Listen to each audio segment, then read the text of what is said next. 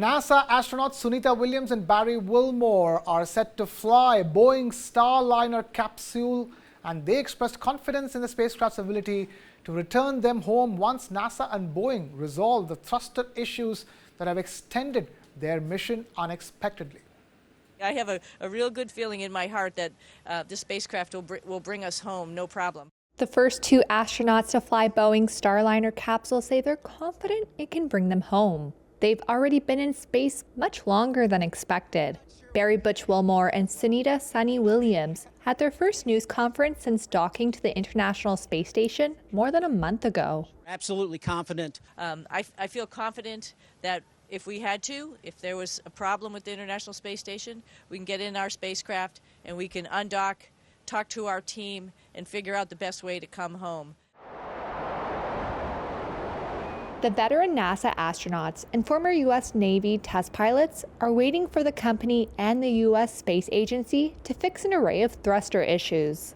They were launched aboard Starliner on June 5th from Florida and docked the next day at the ISS. They were supposed to spend about 8 days there. Now, their mission has been extended indefinitely due to a series of issues with Starliner's propulsion system. You know, that mantra you've heard, failure is not an option. That's why we are staying here now. It feels good to float around. It feels good to be in space and work up here with the International Space Station team. So, yeah, it's great to be up here. So I'm not complaining. Butch isn't complaining that we're here for a couple weeks, extra weeks. 5 of Starliner's 28 maneuvering thrusters went dead during its 24-hour trek to the station. A propellant valve failed to properly close, and there have been 5 leaks of helium, which is used to pressurize the thrusters. The current test mission is Boeing's final step before the spacecraft can clinch NASA certification for routine astronaut flights. That would make it the second U.S. orbital capsule alongside SpaceX's Crew Dragon.